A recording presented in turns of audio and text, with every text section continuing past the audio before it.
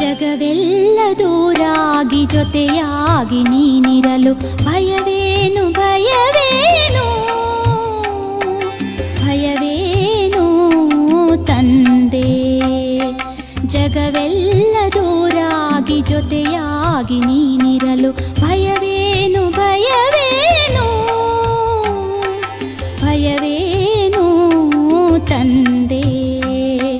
ಜಗವೆಲ್ಲ ಜೊತೆಯಾಗಿ ನೀನೊಬ್ಬ ದೂರಾಗಿ, ಜಗವೆಲ್ಲ ಜೊತೆಯಾಗಿ ನೀನೊಬ್ಬ ದೂರಾಗಿ.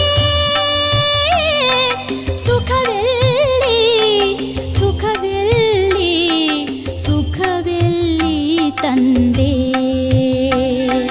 ಜಗವೆಲ್ಲ ದೂರಾಗಿ ಜೊತೆಯಾಗಿ ನೀನಿರಲು ಭಯವೇನು ಭಯವೇನು.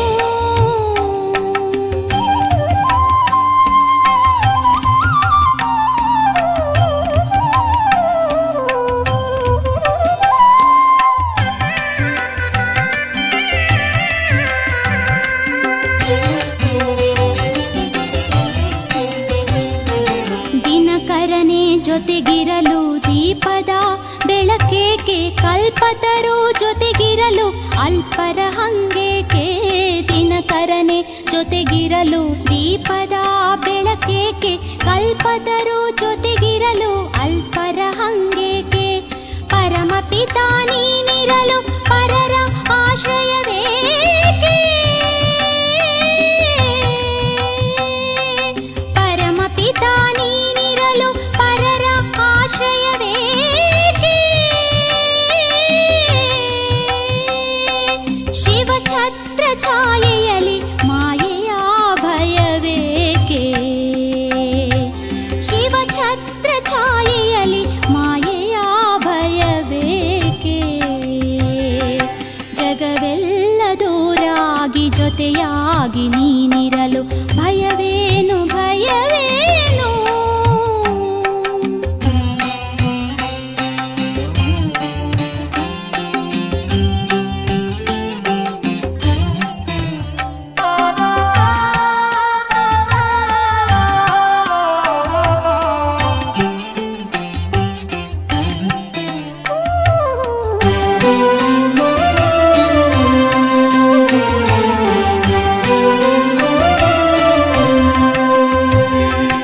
ಅವಿನಾಶಿ ಸಂಬಂಧಿ ಶಿವನೊಬ್ಬ ನೀನಿರಲು ದೇಹಧಾರಿಗಳಲ್ಲಿ ಮೋಹ ಮಮತೆಗಳೇಕೆ. ಅವಿನಾಶಿ ಸಂಬಂಧಿ ಶಿವನೊಬ್ಬ ನೀನಿರಲು ದೇಹಧಾರಿಗಳಲ್ಲಿ ಮೋಹ ಮಮತೆಗಳೇಕೆ. ಪರಮಾತ್ಮ ಜೊತೆಗಿರಲು ಪರಮತದ ಭ್ರಮೆಯೇಕೆ. ಪರಮಾತ್ಮ ಜೊತೆಗಿರಲು ಪರಮತದ ಭ್ರಮೆಯೇಕೆ. ಶಿವಸಿಂಧು ನೀನಿರಲು ಬಂಧನದ ಭಯವೇಕೆ. ಶಿವಸಿಂಧು ನೀನಿರಲು ಬಂಧನದ ಭಯವೇಕೆ. ಜಗವೆಲ್ಲ ದೂರಾಗಿ ಜೊತೆಯಾಗಿ ನೀನಿರಲು ಭಯವೇನು ಭಯವೇನು ಭಯವೇನು ತಂದೆ. ಜಗವೆಲ್ಲ ದೂರಾಗಿ ಜೊತೆಯಾಗಿ ನೀನಿರಲು ಭಯವೇನು ಭಯವೇನು ಭಯವೇನು ತಂದೆ. ಭಯವೇನು ತಂದೆ.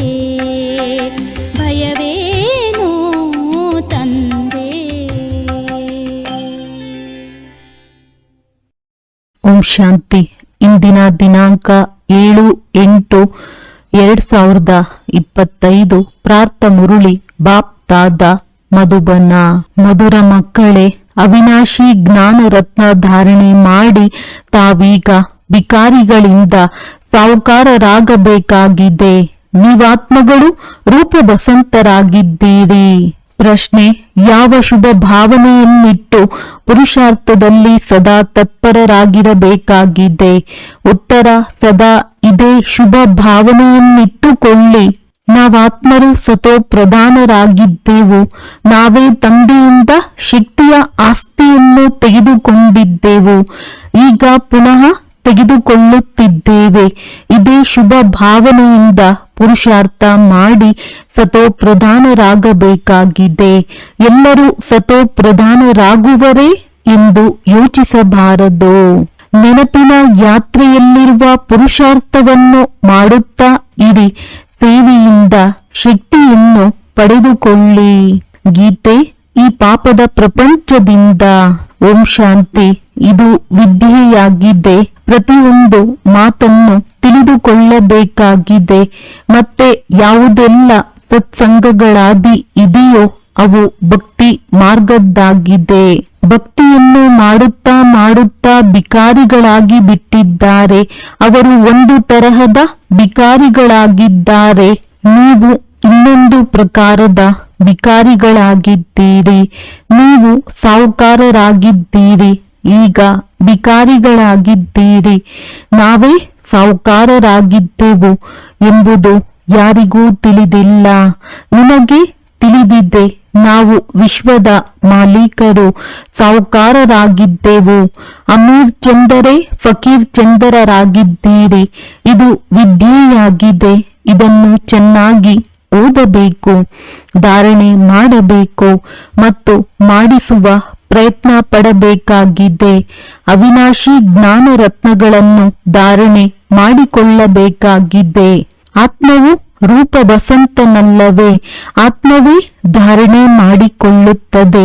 ಶರೀರವು ವಿನಾಶಿಯಾಗಿದೆ. ಕೆಲಸಕ್ಕೆ ಬಾರದಿರುವ ವಸ್ತುವಿದ್ದರೆ ಅದನ್ನು ಸುಟ್ಟು ಹಾಕುತ್ತಾರೆ. ಶರೀರವನ್ನು ಸಹ ಕೆಲಸಕ್ಕೆ ಬಾರದಾಗಿರುವಾಗ ಬೆಂಕಿಯಲ್ಲಿ ಸುಡುತ್ತಾರೆ. ಆದರೆ ಆತ್ಮವನ್ನು ಸುಡುವುದಿಲ್ಲ. ನಾವಾತ್ಮಗಳಾಗಿದ್ದೇವೆ. ಯಾವಾಗಿನಿಂದ ರಾವಣ ರಾಜ್ಯವು ಪ್ರಾರಂಭವಾಯಿತೋ ಆಗಿನಿಂದಲೂ ಮನುಷ್ಯರು ದೇಹಾಭಿಮಾನದಲ್ಲಿ ಬಂದು ಬಿಟ್ಟಿದ್ದಾರೆ. ನಾನು ಶರೀರವಾಗಿದ್ದೇನೆ ಎಂಬುದು ಪಕ್ಕ ಆಗಿ ಬಿಡುತ್ತದೆ. ಆತ್ಮವು ಅಮರನಾಗಿದೆ. ಅಮರನಾಥ ತಂದೆಯು ಬಂದು ಆತ್ಮಗಳನ್ನು ಅಮರರನ್ನಾಗಿ ಮಾಡುತ್ತಾರೆ. ಸತ್ಯಯುಗದಲ್ಲಂತೂ ತಮ್ಮ ಸಮಯದಲ್ಲಿ ತಮ್ಮ ಇಚ್ಛೆಯ ಅನುಸಾರ ಒಂದು ಶರೀರವನ್ನು ಬಿಟ್ಟು ಇನ್ನೊಂದನ್ನು ತೆಗೆದುಕೊಳ್ಳುತ್ತಾರೆ. ಏಕೆಂದರೆ ಆತ್ಮವು ಮಾಲೀಕನಾಗಿದೆ. ಯಾವಾಗ ಬೇಕಾದರೂ ಶರೀರವನ್ನು ಬಿಡುತ್ತದೆ. ಅಲ್ಲಿ ಶರೀರಕ್ಕೆ ಸರ್ಪದ ತರಹ ದೀರ್ಘಾಯಸ್ಸಿರುತ್ತದೆ. ನೀವೀಗ ತಿಳಿದುಕೊಂಡಿದ್ದೀರಿ. ನಿಮ್ಮದು ಇದು ಬಹಳ ಜನ್ಮಗಳ ಅಂತಿಮ ಜನ್ಮದ ಹಳೆಯ ಪೊರೆ ಶರೀರಯಾಗಿದೆ. 84 ಜನ್ಮಗಳನ್ನು ಪೂರ್ಣಗೊಳಿಸಿದ್ದೀರಿ. ಕೆಲವರದ್ದು 60-70 ಜನ್ಮಗಳು ಇವೆ. ಇನ್ನು ಕೆಲವರದ್ದು 50 ಜನ್ಮಗಳಿವೆ. ತ್ರೇತಾಯುಗದಲ್ಲಿ ಅವಶ್ಯವಾಗಿ ಆಯಸ್ಸು ಸ್ವಲ್ಪ ಕಡಿಮೆಯಾಗಿ ಬಿಡುತ್ತದೆ. ಸತ್ಯಯುಗದಲ್ಲಿ ಪೂರ್ಣಾಯಸ್ಸಿರುತ್ತದೆ. ಅಂದಾಗ ನಾವು ಮೊಟ್ಟ ಮೊದಲಿಗೆ ಸತ್ಯಯುಗದಲ್ಲಿ ಬರಬೇಕೆಂಬ ಪುರುಷಾರ್ಥ ಮಾಡಿ. ಅಲ್ಲಿ ಶಕ್ತಿ ಇರುತ್ತದೆ. ಆದ್ದರಿಂದ ಅಕಾಲ ಮೃತ್ಯುವಿರುವುದಿಲ್ಲ. ಶಕ್ತಿಯು ಕಡಿಮೆಯಾದಾಗ ಆಯಸ್ಸು ಕಡಿಮೆಯಾಗುತ್ತದೆ. ಹೇಗೆ ತಂದೆಯು ಸರ್ವಶಕ್ತಿವಂತನಾಗಿದ್ದಾರೆಯೋ ಹಾಗೆಯೇ ನೀವಾತ್ಮಗಳನ್ನು ಶಕ್ತಿವಂತರನ್ನಾಗಿ ಮಾಡುತ್ತಾರೆ. ಮೊದಲನೆಯದಾಗಿ ಪವಿತ್ರರಾಗಿ ಮತ್ತು ನೆನಪಿನಲ್ಲಿರಿ. ಆಗ ಶಕ್ತಿ ಸಿಗುವುದು. ಬಾಬಾರವರಿಂದ ಶಕ್ತಿಯ ಆಸ್ತಿಯನ್ನು ತೆಗೆದುಕೊಳ್ಳುವಿರಿ. ಪಾಪಾತ್ಮಗಳು ಶಕ್ತಿಯನ್ನು ತೆಗೆದುಕೊಳ್ಳಲು ಸಾಧ್ಯವಿಲ್ಲ. ಪುಣ್ಯಾತ್ಮರಾದರೆ ಶಕ್ತಿ ಸಿಗುವುದು. ಈ ಸಂಕಲ್ಪ ಮಾಡಿ. ನಾವಾತ್ಮಗಳು ಸತೋ ಪ್ರಧಾನರಾಗಿದ್ದೆವು. ಯಾವಾಗಲೂ ಶುಭ ಭಾವನೆಯನ್ನಿಡಿ. ಎಲ್ಲರೂ ಸತೋ ಪ್ರಧಾನರಾಗುವರೇ ಎಂದಲ್ಲ. ಕೆಲವರು ಸತೋ ಆಗುವರಲ್ಲವೇ ಎಂದಲ್ಲ. ತಮ್ಮ ಪ್ರತಿ ತಿಳಿದುಕೊಳ್ಳಿ. ನಾವು ಮೊಟ್ಟ ಮೊದಲು ಸತೋ ಪ್ರಧಾನರೇ ಆಗಿದ್ದೆವು. ಈ ನಿಶ್ಚಯದಿಂದಲೇ ಸತೋ ಪ್ರಧಾನರಾಗುತ್ತೀರಿ. ನಾವು ಹೇಗೆ ಸತೋ ಪ್ರಧಾನರಾಗಲು ಸಾಧ್ಯ? ಪುನಃ ಜಾರಿ ಬೀಳುವಿರಿ. ನೆನಪಿನ ಯಾತ್ರೆಯಲ್ಲಿಯೇ ಇರುವುದಿಲ್ಲ ಎಂದಲ್ಲ. ಎಷ್ಟು ಸಾಧ್ಯವೋ ಅಷ್ಟು ಪುರುಷಾರ್ಥ ಮಾಡಿ ತಮ್ಮನ್ನು ಆತ್ಮನೆಂದು ತಿಳಿದು ಸತೋಪ್ರಧಾನರಾಗಬೇಕಾಗಿದೆ. ಈ ಸಮಯದಲ್ಲಿ ಎಲ್ಲ ಮನುಷ್ಯ ಮಾತ್ರರು ತಮೋಪ್ರಧಾನರಾಗಿದ್ದಾರೆ. ನೀವು ಆತ್ಮರು ತಮೋಪ್ರಧಾನರಾಗಿದ್ದೀರಿ. ಈಗ ತಂದೆಯ ನೆನಪಿನಿಂದ ಆತ್ಮವನ್ನು ಸತೋಪ್ರಧಾನ ಮಾಡಿಕೊಳ್ಳಬೇಕಾಗಿದೆ. ಜೊತೆಗೆ ಸರ್ವೀಸನ್ನು ಮಾಡಿ ಆಗ ಶಕ್ತಿ ಸಿಗುವುದು. ತಿಳಿದುಕೊಳ್ಳಿ, ಯಾರಾದರೂ ಸೇವಾ ಕೇಂದ್ರವನ್ನು ತೆರೆಯುತ್ತಾರೆಂದರೆ ಅನೇಕರ ಆಶೀರ್ವಾದಗಳು ಅವರಿಗೆ ಸಿಗುವುದು. ಯಾರಾದರೂ ಬಂದು ವಿಶ್ರಾಂತಿ ಪಡೆಯಲಿ ಎಂದು ಮನುಷ್ಯರು ಧರ್ಮಶಾಲೆಯನ್ನು ಕಟ್ಟಿಸುತ್ತಾರೆ. ಆತ್ಮವು ಖುಷಿಯಾಗುತ್ತದೆ ಎಲ್ಲವೇ. ಅದರಲ್ಲಿರುವವರಿಗೆ ವಿಶ್ರಾಂತಿ ಸಿಗುತ್ತದೆ ಎಂದರೆ ಅವರ ಆಶೀರ್ವಾದಗಳು ಕಟ್ಟಿಸಿರುವವರಿಗೆ ಸಿಗುತ್ತದೆ. ಅಂದಾಗ ಅದರ ಪರಿಣಾಮವೇನಾಗುವುದು? ಇನ್ನೊಂದು ಜನ್ಮದಲ್ಲಿ ಸುಖಿಯಾಗಿರುವರು. ಒಳ್ಳೆಯ ಮನೆಯೂ ಸಿಗುವುದು, ಮನೆಯ ಸುಖವೂ ಸಿಗುವುದು. ಹಾಗೆಂದು ಹೇಳಿ ಅವರೆಂದು ರೋಗಿಯಾಗುವುದಿಲ್ಲ ಎಂದಲ್ಲ. ಕೇವಲ ಒಳ್ಳೆಯ ಮನೆಯು ಸಿಗುವುದು. ಆಸ್ಪತ್ರೆಯನ್ನು ತೆರೆದರೆ ಆರೋಗ್ಯವು ಚೆನ್ನಾಗಿರುವುದು. ವಿಶ್ವವಿದ್ಯಾಲಯವನ್ನು ತೆರೆದರೆ ಒಳ್ಳೆಯ ವಿದ್ಯಾಭ್ಯಾಸವಿರುವುದು. ಸ್ವರ್ಗದಲ್ಲಂತೂ ಈ ಆಸ್ಪತ್ರೆ ಇತ್ಯಾದಿಗಳಿರುವುದೇ ಇಲ್ಲ. ಇಲ್ಲಿ ನೀವು ಪುರುಷಾರ್ಥದಿಂದ 21 ಜನ್ಮಗಳಿಗಾಗಿ ಪ್ರಾರಬ್ಧವನ್ನು ಮಾಡಿಕೊಳ್ಳುತ್ತೀರಿ. ಆದರೆ ಅಲ್ಲಿ ಯಾವುದೇ ಆಸ್ಪತ್ರೆ, ಕೋರ್ಟ್, ಪೊಲೀಸರು ಇತ್ಯಾದಿ ಏನೂ ಇರುವುದಿಲ್ಲ. ನೀವೀಗ ಸುಖಧಾಮಕ್ಕೆ ನಡೆಯುತ್ತೀರಿ. ಅಲ್ಲಿ ಮಂತ್ರಿಗಳು ಸಹ ಇರುವುದಿಲ್ಲ. ಮಹಾರಾಜ ಮಹಾರಾಣಿಯರೇ ಶ್ರೇಷ್ಠರಾಗಿರುತ್ತಾರೆ. ಅಂದ ಮೇಲೆ ಅವರಿಗೆ ಮಂತ್ರಿಗಳ ಸಲಹೆಯ ಅವಶ್ಯಕತೆ ಇರುವುದಿಲ್ಲ. ಯಾವಾಗ ತಿಳುವಳಿಕೆ ಹೀನರಾಗಿರುವರೋ, ವಿಕಾರಗಳಲ್ಲಿ ಬೀಳುವರೋ, ಆಗ ಅವರಿಗೆ ಇನ್ನೊಬ್ಬರ ಸಲಹೆ ಬೇಕಾಗುವುದು. ರಾವಣ ರಾಜ್ಯದಲ್ಲಿ ಸಂಪೂರ್ಣ ಬುದ್ಧಿಹೀನ ತುಚ್ಛ ಬುದ್ಧಿಯವರಾಗಿ ಬಿಡುತ್ತಾರೆ. ಆದ್ದರಿಂದ ವಿನಾಶದ ಮಾರ್ಗವನ್ನು ಹುಡುಕುತ್ತಿರುತ್ತಾರೆ. ತಂದೆಯು ತಿಳಿದುಕೊಳ್ಳುತ್ತಾರೆ, ನಾನು ವಿಶ್ವವನ್ನು ಇಷ್ಟು ಶ್ರೇಷ್ಠವನ್ನಾಗಿ ಮಾಡುತ್ತೇನೆ. ಆದರೆ ಇದು ಇನ್ನೂ ಕೆಳಗಿಳಿಯುತ್ತಲೇ ಹೋಗುತ್ತದೆ. ಈಗ ವಿನಾಶವು ಸನ್ಮುಖದಲ್ಲಿಯೇ ಇದೆ. ಮಕ್ಕಳು ತಿಳಿದುಕೊಂಡಿದ್ದೀರಿ, ನಾವೀಗ ಮನೆಗೆ ಹೋಗಬೇಕಾಗಿದೆ. ನಾವು ಭಾರತದ ಸೇವೆ ಮಾಡಿ ದೈವಿ ರಾಜ್ಯವನ್ನು ಸ್ಥಾಪನೆ ಮಾಡಿ ನಂತರ ರಾಜ್ಯ ಮಾಡುತ್ತೇವೆ. ಗಾಯನವೂ ಇದೆ, ಫಾಲೋ ಫಾದರ್. ತಂದೆಯು ಮಗನನ್ನು ಪ್ರತ್ಯಕ್ಷ ಮಾಡುವರು, ಮಗನು ತಂದೆಯನ್ನು ಪ್ರತ್ಯಕ್ಷ ಮಾಡುವನು. ಈ ಸಮಯದಲ್ಲಿ ಶಿವ ತಂದೆಯು ಬ್ರಹ್ಮರವರ ತನುವಿನಲ್ಲಿ ಬಂದು ನಮಗೆ ಓದಿಸುತ್ತಾರೆಂದು ಮಕ್ಕಳಿಗೆ ತಿಳಿದಿದೆ. ತಂದೆಯು ತಿಳಿಸಿಕೊಡುವುದೇ ಹೀಗೆ. ನಾವು ಬ್ರಹ್ಮನನ್ನು ಭಗವಂತ ಅಥವಾ ದೇವತೆ ಎಂದು ಹೇಳುವುದಿಲ್ಲ. ಇವರು ಪತಿತನಾಗಿದ್ದರು. ತಂದೆಯು ಪತಿತ ಶರೀರದಲ್ಲಿ ಪ್ರವೇಶ ಮಾಡಿದ್ದಾರೆ. ವೃಕ್ಷದಲ್ಲಿ ನೋಡಿ, ಮೇಲೆ ನಿಂತಿದ್ದಾರಲ್ಲವೇ, ಪತಿತನಾಗಿದ್ದಾರೆ. ನಂತರ ಕೆಳಗೆ ಪಾವನರಾಗಲು ತಪಸ್ಸು ಮಾಡಿ ನಂತರ ದೇವತೆಯಾಗುತ್ತಾರೆ. ತಪಸ್ಸು ಮಾಡುವವರು ಬ್ರಾಹ್ಮಣರಾಗಿದ್ದಾರೆ. ನೀವು ಬ್ರಹ್ಮ ಕುಮಾರ ಕುಮಾರಿಯರೆಲ್ಲರೂ ರಾಜಯೋಗವನ್ನು ಕಲಿಯುತ್ತಿದ್ದೀರಿ. ಎಷ್ಟು ಸ್ಪಷ್ಟವಾಗಿದೆ. ಇದರಲ್ಲಿ ಯೋಗವು ಚೆನ್ನಾಗಿರಬೇಕು. ನೆನಪಿನಲ್ಲಿ ಇರುವುದಿಲ್ಲವೆಂದರೆ ಮುರುಳಿ ಮಾತಿನಲ್ಲಿಯೂ ಆ ಶಕ್ತಿ ಇರುವುದಿಲ್ಲ. ಶಿವ ತಂದೆಯ ನೆನಪಿನಿಂದಲೇ ಶಕ್ತಿಯು ಸಿಗುತ್ತದೆ. ನೆನಪಿನಿಂದಲೇ ಸತೋಪ್ರಧಾನರಾಗುತ್ತೀರಿ. ಇಲ್ಲವಾದರೆ ಶಿಕ್ಷೆಗಳನ್ನನುಭವಿಸಿ ಕಡಿಮೆ ಪದವಿಯನ್ನು ಪಡೆಯುತ್ತೀರಿ. ಮೂಲ ಮಾತು ನೆನಪಿನದ್ದಾಗಿದೆ. ಇದಕ್ಕೆ ಭಾರತದ ಪ್ರಾಚೀನ ಯೋಗವೆಂದು ಹೇಳಲಾಗುತ್ತದೆ. ಜ್ಞಾನದ ಬಗ್ಗೆ ಯಾರಿಗೂ ತಿಳಿದಿಲ್ಲ.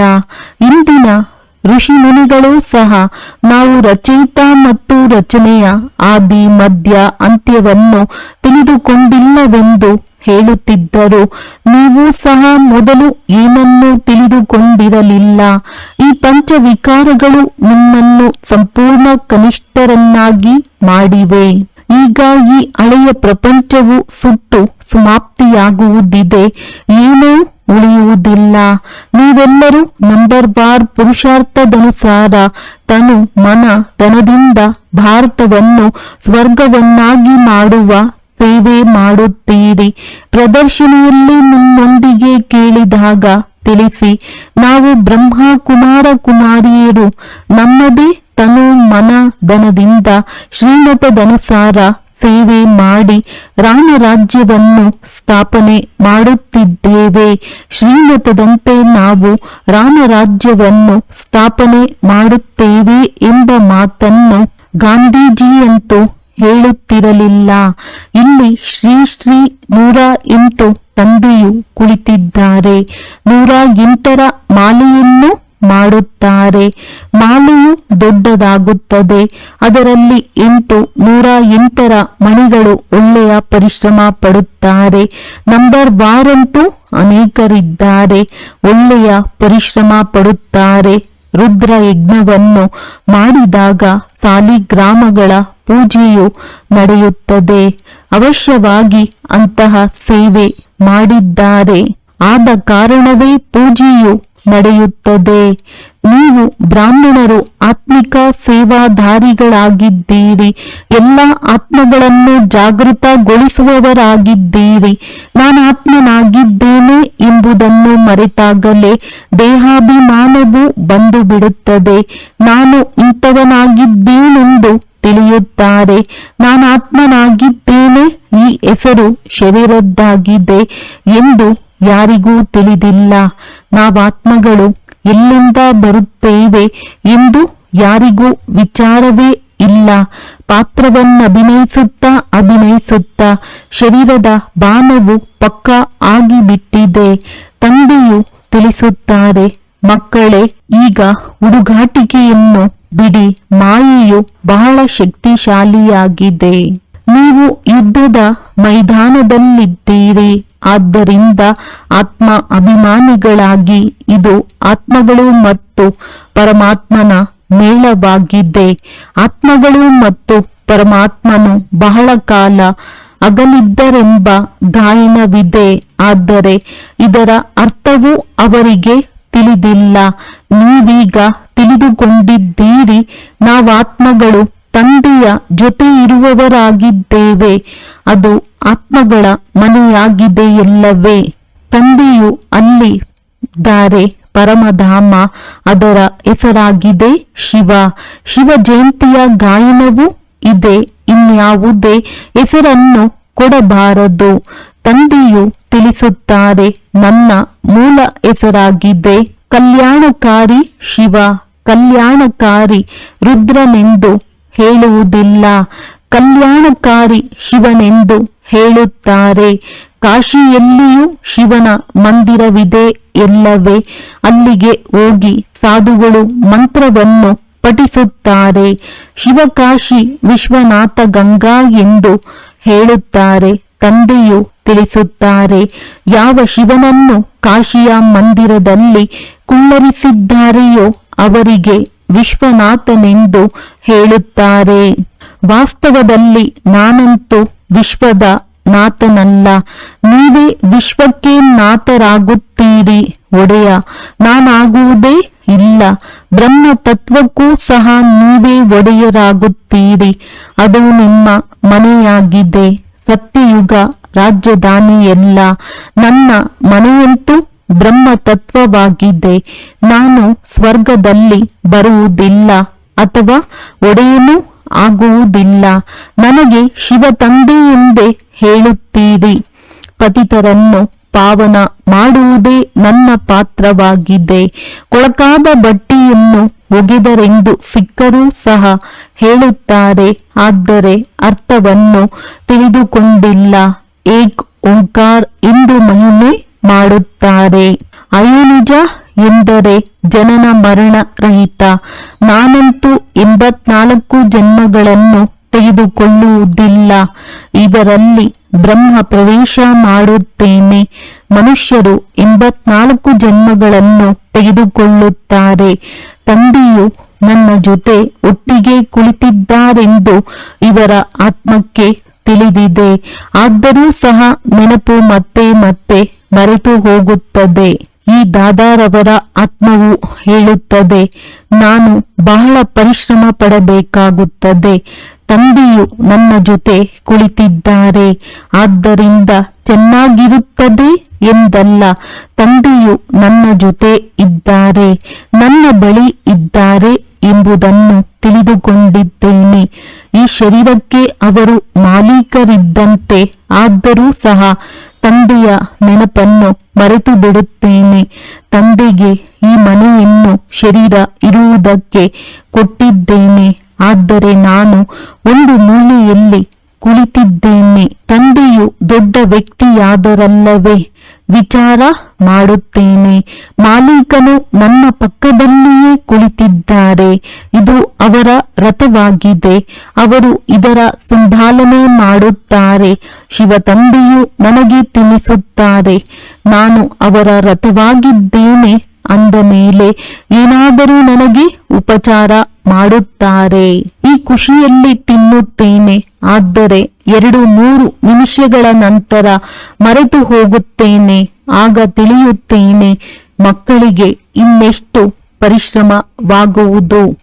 ಆದ್ದರಿಂದ ತಂದೆಯು ತಿಳಿಸುತ್ತಿರುತ್ತಾರೆ, ಸಾಧ್ಯವಾದಷ್ಟು ತಂದೆಯನ್ನು ನೆನಪು ಮಾಡಿ. ಇದರಲ್ಲಿ ಬಹಳ ಲಾಭವಿದೆ. ಇಲ್ಲಂತೂ ಚಿಕ್ಕ ಮಾತಿಗೆ ಬೇಸರವಾಗಿ ವಿದ್ಯಾಭ್ಯಾಸವನ್ನು ಬಿಟ್ಟು ಬಿಡುತ್ತಾರೆ. ಬಾಬಾ ಬಾಬಾ ಎಂದು ಹೇಳಿ ಮತ್ತೆ ವಿಚ್ಛೇದನ ಕೊಟ್ಟು ಬಿಡುತ್ತಾರೆ. ತಂದೆಯನ್ನು ತನ್ನವರನ್ನಾಗಿ ಮಾಡಿಕೊಳ್ಳುತ್ತಾರೆ. ಜ್ಞಾನವನ್ನು ಕೇಳುತ್ತಾರೆ, ಹೇಳುತ್ತಾರೆ. ದಿವ್ಯ ದೃಷ್ಟಿಯಿಂದ ಸ್ವರ್ಗವನ್ನು ನೋಡುತ್ತಾರೆ. ರಾಸ್ ಮಾಡುತ್ತಾರೆ. ಅಹೋ ಮಾಯೆ, ನನಗೆ ವಿಚ್ಛೇದನವನ್ನು ಕೊಟ್ಟು ಓಡಿ ಹೋಗುತ್ತಾರೆ. ಯಾವ ತಂದೆಯು ವಿಶ್ವದ ಮಾಲೀಕರನ್ನಾಗಿ ಮಾಡುತ್ತಾರೆಯೋ ಅವರಿಗೆ ವಿಚ್ಛೇದನವನ್ನು ಕೊಟ್ಟು ಬಿಡುತ್ತಾರೆ. ಒಳ್ಳೊಳ್ಳೆಯ ಮಕ್ಕಳೂ ಸಹ ವಿಚ್ಛೇದನವನ್ನು ಕೊಟ್ಟು ಬಿಡುತ್ತಾರೆ. ಈಗ ನಿಮಗೆ ಮಾರ್ಗವನ್ನು ತಿಳಿಸಲಾಗುತ್ತದೆ. ಸ್ಥೂಲವಾಗಿ ಕೈಯನ್ನು ಹಿಡಿದುಕೊಂಡು ಕರೆದುಕೊಂಡು ಹೋಗುತ್ತಾರೆಂದಲ್ಲ. ಈ ಕಣ್ಣುಗಳಿಂದಂತೂ ನೀವು ಕುರುಡರಲ್ಲ. ನಿಮಗೆ ಜ್ಞಾನದ 3ನೆಯ ನೇತ್ರವೂ ಸಿಗುತ್ತದೆ. ನೀವು ಸೃಷ್ಟಿಯ ಆದಿ ಮಧ್ಯ ಅಂತ್ಯವನ್ನು ತಿಳಿದುಕೊಂಡಿದ್ದೀರಿ. ಈ 84 ಜನ್ಮಗಳ ಚಕ್ರವು ಬುದ್ಧಿಯಲ್ಲಿ ತಿರುಗಬೇಕು. ನಿಮ್ಮ ಹೆಸರಾಗಿದೆ ಸ್ವದರ್ಶನ ಚಕ್ರಧಾರಿ. ಒಬ್ಬ ತಂದೆಯನ್ನೇ ನೆನಪು ಮಾಡಬೇಕಾಗಿದೆ, ಮತ್ಯಾರ ನೆನಪು ಇರಬಾರದು. ಕೊನೆಯಲ್ಲಿ ಇದೇ ಸ್ಥಿತಿ ಇರಲಿ. ಹೇಗೆ ಸ್ತ್ರೀಗೆ ಪುರುಷನೊಂದಿಗೆ ಪ್ರೀತಿ ಇರುತ್ತದೆ, ಅವರದ್ದು ದೈಹಿಕ ಪ್ರೀತಿ. ಇಲ್ಲಿ ನಿಮ್ಮದ್ದು ಆತ್ಮಿಕ ಪ್ರೀತಿಯಾಗಿದೆ. ನೀವು ಹೇಳುತ್ತಾ ಕುಳಿತುಕೊಳ್ಳುತ್ತಾ ಪತಿಯರ ಪತಿ, ತಂದೆಯರ ತಂದೆಯನ್ನು ನೆನಪು ಮಾಡಬೇಕಾಗಿದೆ.